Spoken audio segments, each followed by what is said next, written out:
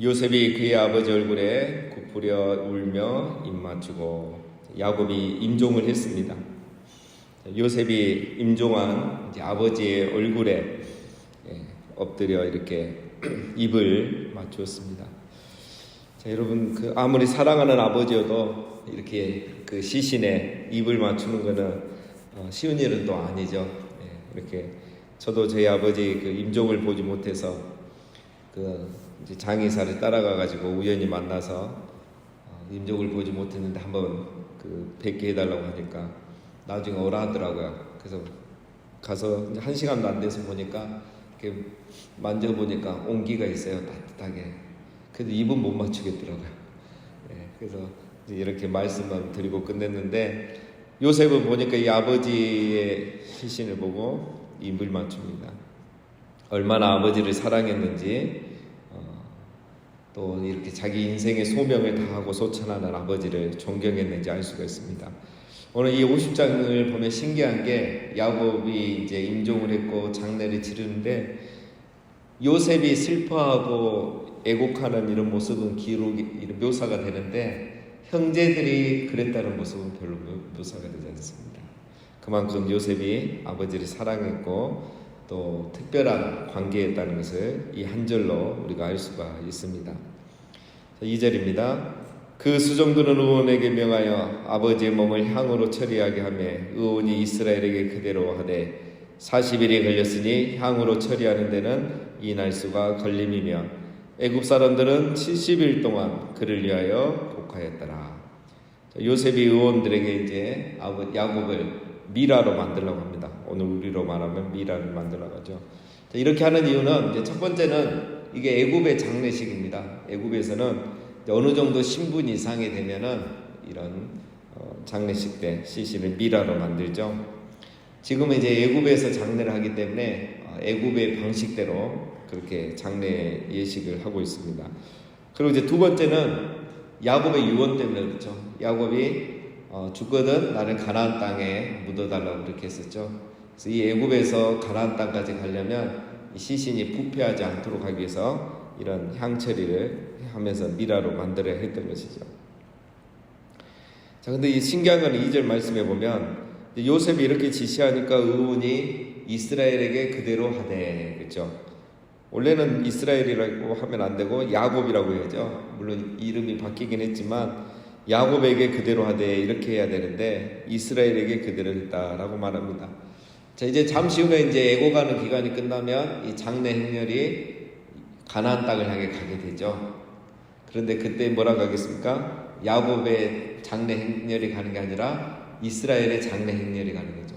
자, 이걸 보면서 이제 최초의 독자 광야에 있는 이스라엘 백성들은 뭘 생각하겠습니까? 이건 바로 장차 있을 출애굽을 미리 보여주는구나. 그런 생각을 하게끔 하기 위해서 저자가 기록할 때 야곱의 이름이 이스라엘이기 때문에 또 이스라엘에게 그대로 하되 이렇게 기록을 한 겁니다. 자, 3절에 보면 이제 방부제를 향을 넣어서 미라를 만드는데 40일이 걸렸고 애굽 사람들이 이제 곡하는데 70일이 걸렸습니다. 굉장한 거죠. 아론이 죽었을 때도 30일 애곡을 했고 모세가 죽었을 때도 30일 애곡을 했는데 야곱이 죽었는데 70일을 애곡한 거예요. 대단한 겁니다. 여러분, 이 정도면은 국장입니다. 국장. 이런 장례는 국장으로 치러진 거죠. 야곱의 장례가 개인의 장례가 아니고 국장이 되는 거죠. 보통 이 정도 국장이면 매장을 어디에 하느냐 하면은 사실 피라미드에 해야죠. 엄청난 국장이죠. 그러나 요셉은 피라미드에 하지 않습니다. 이 부모의 장례의식을 어떻게 치르자가 자기의 신분과 명예와 권력을 보여주는 거죠. 그러나 요셉은 피라미드 이런 데 장례를 하는 게 아니고 야곱의 유언대로 가나안 땅에 가는 겁니다. 자, 4절입니다. 곡하는 기간이 지나매 요셉이 바로의 궁에 말하 이르되 내가 너희에게 은혜를 입었으면 원하건대 바로의 귀 아뢰기를 우리 아버지가 나로 맹세하게 하여 이르되 내가 죽거든 가나안 땅에 내가 파놓은 묘실에 나를 장사하라 하였나니 나로 올라가서 아버지를 장사하게 하소서. 내가 다시 오리이다 하라 하였더니 바로가 이르되 그가 내게 시킨 맹세대로 올라가서 내 아버지를 장사하라.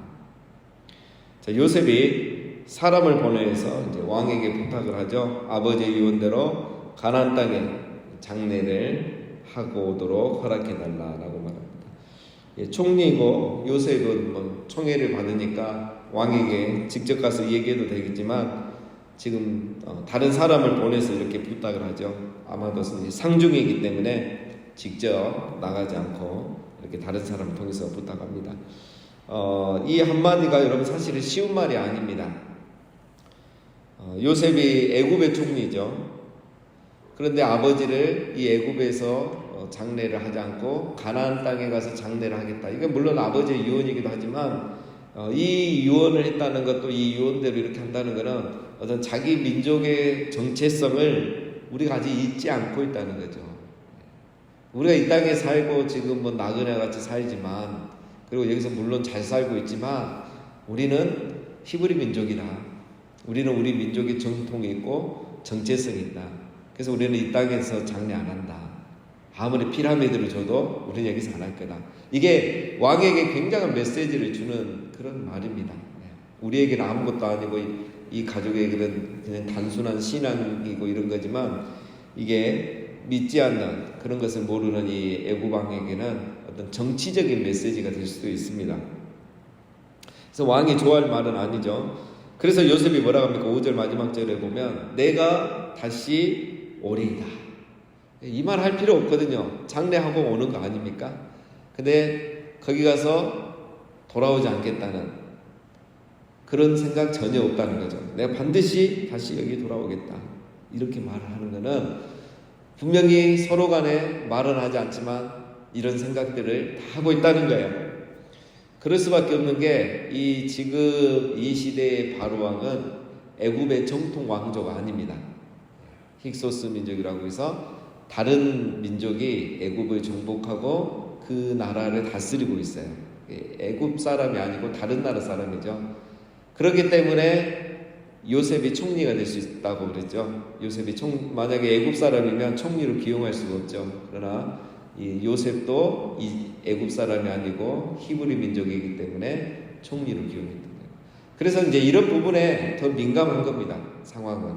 그렇기 때문에 요셉도 그런 걸 다 알고 있기 때문에 다시 돌아오겠다라고 분명히 약속하고 내가 이렇게 하는 거는 아버지의 유언 때문에 하는 거다. 어쩔 수 없다. 이렇게 양해를 구하는 겁니다.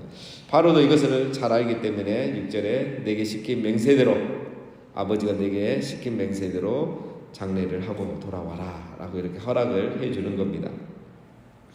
7절 요셉이 자기 아버지를 장사하러 올라가니 바로의 모든 신하와 바로의 궁의 원로들과 애굽 땅의 모든 원로와 요셉의 온 집과 그의 형제들과 그의 아버지의 집이 그와 함께 올라가고 그들의 어린아이들과 양떼와 소떼만 고센 땅에 남겼으며 병거와 기병이 요셉을 따라 올라가니 그 때가 심히 컸더라.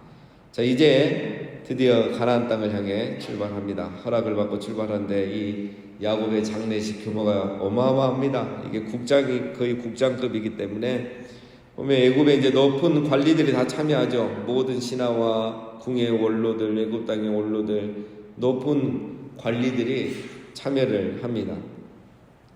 장례 행렬이 엄청나게 길겠죠. 야곱은 애굽 사람도 아닙니다. 총리의 아버지란 이유로 이렇게 국장급 대우가 돼서 하는 겁니다. 그리고 또 재밌는 거는 9절에 보면은 병거와 기병이 따라 함께 가는 거죠. 그러니까 얼마나 이 행렬이 길었겠습니까? 무슨 장례식에 병거와 기병이 가는가? 이거는 두 가지 이유죠. 첫 번째는 이제 안전을 위한 호위의 임무죠. 애굽에서 가나안 땅까지 가는 길은 굉장히 먼 길이고, 그리고 이제 우리 출애굽 과정에도 보면 이런 전쟁도 있었고, 또 가는 길에 블레셋도 있고 이러기 때문에 쉽지 않은 겁니다. 그래서 이제 그런 안전을 위한 호위의 의무도 있고, 이제 앞에서 제가 말씀드린 것처럼 이게 바로의 입장에서는 감시와 또 협박의 의미가 있습니다. 요셉이 돌아오지 않는 것을 또 거기에서 다른 생각을 하게 되는 것을 사전에 차단하는 거죠. 그래서 요셉이 만에 하나 다른 생각을 하면 이 호위 부대가 이제 순식간에 적이 되는 거겠죠. 그런 바로의 메시지도 여기에 담겨 있는 겁니다. 자, 그리고 이제 어린아이들과 양떼와 소떼를 남겨두고 갔다 이거죠. 자, 이 말은 자녀들과 재산을 남겨두고 갔단 말은 다시 돌아오겠다는 의미죠. 다시 돌아오겠다는 약속이 포함되어 있습니다. 하지만 지금은 두고 나오지만 400년 뒤에 출애굽할 때는 자녀들과 모든 이 가축과 모든 재산을 다 가지고 나오죠. 10절 그들이 요단강 건너편 아닷타장 마당에 이르러 거기서 크게 울며 애통하며 요셉의 아버지를 위하여 7일 동안 애곡하였더니, 자, 장래행렬이 이제 아닷타장 마당에 이르렀다 되어 있는데, 자, 여기가 사실 어디 있는지는 정확히 알 수가 없습니다. 유일하게 알 수 있는 단서는 요단강 건너편, 그러니까 요단강 동편에 있었다는 거죠. 자, 이 말은 굉장히 중요한 메시지입니다. 여러분, 우리 출애굽도 그렇고 애굽에서 가나안 땅으로 갔을 때 이 해변길, 블레셋이 있는 이 해변길로 올라가면 뭐 금방 갈 수 있는 길이죠. 그런데 지금 요단강 동편으로 이렇게 가서 아작타작 마당에 이르렀다, 이 말은 해변길로 이렇게 빠른 길로 가지 않고 이스라엘 백성이 출애굽했던 그 길처럼 밑으로 남쪽으로 해서 사해를 한 바퀴 오른쪽으로 돌아서 지금으로 말하면 요르단을 경유해서 이제 요단강 서쪽으로 이렇게 넘어갔다는 말입니다. 출애굽 경로하고 똑같은 거죠. 왜 이렇게 갔을까? 장례를 빨리 마치고 빨리 돌아와야 되는데, 뭐 정확한 이유는 우리가 알 수 없지만 우리가 결론을 알고 있는 입장에서 뭐 추론하면 이제 크게 두 가지입니다. 첫 번째는 이제 블레셋과의 충돌을 피하는 거죠. 굳이 이쪽으로 갈 필요 없죠. 하나님께서 이스라엘 백성도 출애굽 후에 블레셋 지방 이 해변길로 빠른 길로 가지 않는 이유가 괜히 그쪽으로 가서 블레셋하고 충돌해서 전쟁을 하면 이 이스라엘 백성이 겁을 먹고 돌아갈 것 같아서 하나님께서 좀 돌리죠. 남쪽으로 돌아갔죠. 자, 그런 의미도 있고, 더 우리가 이제 해석을 해보면은 이 경로가 사실 400년 뒤에 출애굽 경로와 똑같습니다.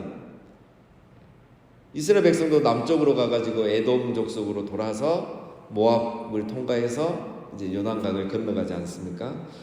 그러니까 야곱이 이걸 부탁했을 수도 있는 거고, 우리가 정확한 거 알 수 없지만 야곱이 이걸 이런 장례를 이렇게 부탁한 거, 자기를 가나안 땅에 묻어달라는 것은 어떤 자기의 신앙 고백이고 어떤 그런 하나님의 약속을 믿은 것도 있지만, 뭘 믿었겠습니까? 또 무슨 생각을 했겠습니까? 후손들이 이 가나안 땅을 바라보며 살도록 한 거죠.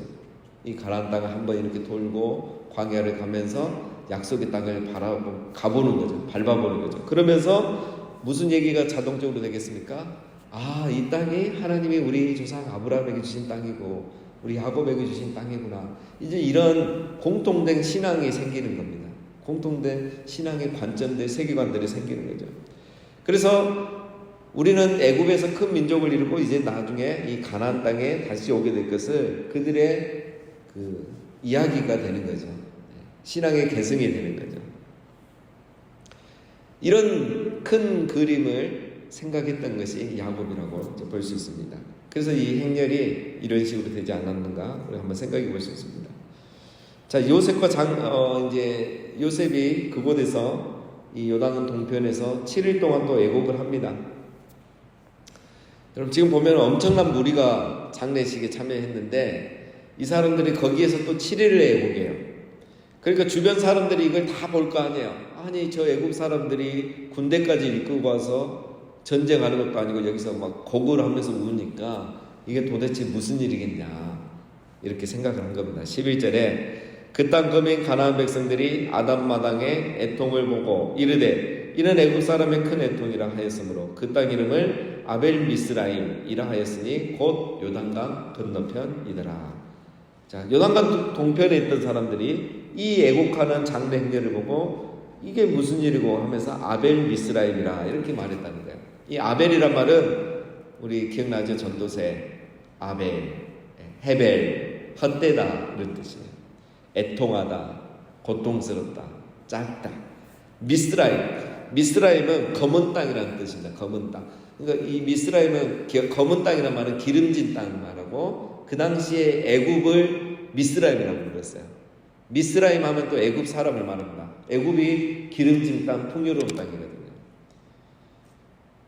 그러니까 이 말은 무슨 말이냐면 저 풍요로운 사람들이, 저 애굽 사람들이 왜 여기 와서 애통하고 애곡하는가, 이런 의미가 바로 아벨 미스라임이라는 뜻입니다. 신기한 거죠. 이해를 못한 거죠.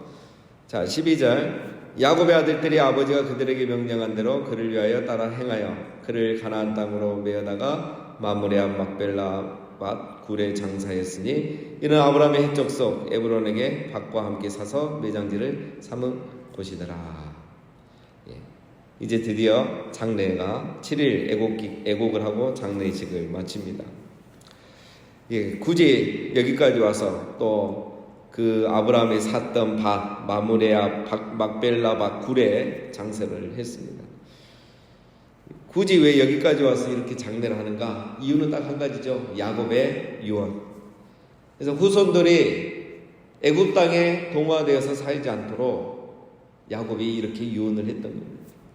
여러분, 그 당시에 신앙의 계승을 어떤 식으로 했겠습니까? 오늘날 우리는 그래도 이 성경이란 게 있고 또 어쨌든 일주일에 한번 가는 교회가 있고 지나가면서 볼 수 있는 예배당이 있지만 그 당시에는 아무것도 없어요. 그렇죠? 성경도 없죠. 뭐 예배당이 있으니까 없잖아요. 그냥 에셀나무 심고 거기서 또 예배 드리고 또 인사 가면 다른 데서 또 제단 쌓고 예배 드리고 그게 다였잖아요. 어떻게 하면 신앙의 유산을 계승시킬 수 있고 전승시킬 수 있습니까? 야곱이 아주 잘한 거예요. 내가 죽거든 가나안 땅 막벨라 굴 선영에 묻어라. 그러면은 최소한 후손들이 어떻게 하겠습니까? 죽기 전에 한 번은 이 아버지 묘에 와서 우리 그 성묘하듯이 최소한 그렇게 하지 않겠어요? 그거 늘 기억하는 거죠. 우리 아버지는 애굽 땅이 아니라 가나안 땅, 약속의 땅에 계신다는 거. 그러면서 이 후손들이 뭘 기억하겠습니까? 계속 아버지를 기억하면서 하나님의 약속을 기억하는 거예요. 이게 그들의 이제 대화거리입니다. 이게 구전이 되는 거죠. 자손 후손은 계속 이어지고. 그래서 그게 이어지고 구전되고 또 뭐 기록도 남겼겠죠. 자기들 간에 어쨌든. 그러면서 그게 이어져서 성경까지 오고 그들 신앙의 계승이 된 거예요. 야곱이 이런 거를 충분히 생각했다는 거죠. 이런 거 보면 이제 야곱이 굉장히 대단한 사람입니다. 그냥 죽은 사람이 아니고 하나님의 약속의 말씀을 바라보고 이 약속을 우리 후손들이 또 이어갈 수 있도록 이런 유언을 하고 죽은 아주 옛날의 야곱이 아닌 새로운 신앙의 위인 야곱이 된 겁니다. 여러분, 신앙은 계승되어야 됩니다. 그래서 누군가 말하죠. 신앙은 100m 달리기가 아니고 400m, 1200m 계주와 같다. 맞습니다. 이거는 내 혼자 하나님의 뜻을 다 이룰 수 있는 게 아니에요. 내가 이루고 내 자녀가 이루고 우리 후손들이 이루고 우리 교회로 하면 작년 세대가 이루고 그 다음에 다음 세대가 이루고 가는 겁니다. 그래서 신앙이 계승되는 건 굉장히 중요한 겁니다. 마지막 14절입니다. 요셉이 아버지를 장산 후에 자기 형제와 호상군과 함께 애굽으로 돌아왔더라. 장례를 마치고 이제 돌아왔습니다. 14절 만에 다 끝났습니다. 자, 여기서 우리가 이제 상상력을 발휘해봐야죠. 긴 장례 기간이 다 끝났는데 다 느끼고 체험한 것은 다를 거예요. 그렇죠? 호상꾼들은 뭐 했겠습니까? 많은 이 원로들과 또 이 도와줬던 사람들은 다 별 생각이 없었을 거예요. 왜 여기까지 오는지, 왜 이렇게 길게 하는지, 그 가까운 애굽 땅 안 놔두고 왜 이런 힘든 길에 와서 여기서 장례한지 이해가 안 됐죠. 형들은 또 무슨 생각이 있겠습니까? 내일 보면 알 수 있죠. 형들은 장례 기간 내내 약속의 말씀을 생각했겠습니까? 아니죠. 야, 이제 큰일 났다. 아버지 죽었는데 이제 요셉이 우리를 그냥 두겠나? 이런 거 있죠. 약속의 말씀에 큰 관심이 없죠. 그런데 요셉은 다르겠죠. 요셉은 이 모든 장례를 이렇게 한 유일한 이유는 아버지 유언이에요. 요셉은 약속의 말씀, 하나님의 약속, 이거를 기억한 거예요. 그래서 요셉은 죽을 때 유언을 하죠. 내가 죽고 이 땅에 묻히거든 우리가 분명히 여기에서 나가게 되는 날이 올 건데, 가나안 땅에 가는 날이 올 건데 그때 내 유고를 꼭 가지고 가라. 너희 나갈 때 내 유고도 가지고 가서 그곳에 장사해라. 왜 요셉은 이런 유언을 쓰느냐? 오늘 이 장례 때 이 야곱의 신앙이 그에게 그대로 전선되고 개선되었기 때문입니다. 그래서 요셉은 이런 은혜를 경험하는 아주 은혜로운 장례가 되었을 거고, 형들은 자기 살 길만 생각하는 장례 기간이었을 거고, 호상꾼들은 뭐 아무 생각 관심이 없었던 거죠. 여러분, 우리 교회의 특징 중 하나가 이제 장례식이 많죠. 장례식이 많습니다. 우리가 그때 참여할 때마다 또 광고를 이렇게 드릴 때마다 내가 가지는 못하더라도 우리도 한번 생각해야 됩니다. 그냥 지나가는 장례식, 누군가의 장례식이 아니라 나의 또 언젠가 하나님 앞에 부르심을 받을 것인데 나는 어떠한 삶을 살아갈 것인가. 야곱은 여러분 어떤 사람이었습니까? 광야에서 돌베개에 자던 도망자였습니다. 그런 사람이었는데 나그네 인생 믿음으로 살고 또 잘 연단받아서 지금은 국장으로 장례를 하고 많은 사람의 애도를 받으면서 생을 마감하는 그런 복을 누리고 자기 아들에게 이렇게 확실한 신앙을 전승시켜주는 그런 사람이 된 것입니다. 여러분, 우리도 이 땅에서 죽는 날 우리 올 것입니다. 그러나 야곱처럼 누군가 우리를 이렇게 장례를 화려하게 해주지는 않겠지만 우리는 천국에 갈 때 천군 천사들이 나팔을 불며 우리를 환대해 줄 것입니다. 여러분, 죽음을 다른 말로 뭐라 하냐면 돌아가는 것이라고 하죠. 돌아가는 것. 그래서 성경을 보면은 족장들의 죽음을 죽었다 이렇게 안 하고 그의 열조에게로 돌아갔다. 다 돌아갔다 말을 씁니다. 우리가 죽는 것이 아니라 끝나는 것이 아니라 우리의 본향으로 돌아가는 겁니다. 우리 부모님에게 신앙의 선배님들에게 돌아가는 겁니다. 자, 우리도 야곱이 열조와 함께 가나안 땅에 묻히기를 소망했던 것처럼 우리도 장차 가게 될 하나님의 나라를 소망하면서 또 이 땅에서 그 삶을 잘 준비하고 또 우리의 신앙을 우리 자녀와 우리 또 다음 세대에게 잘 전승하고 계승시키는 우리 모두가 다 되시기를 주님의 이름으로 축원드립니다.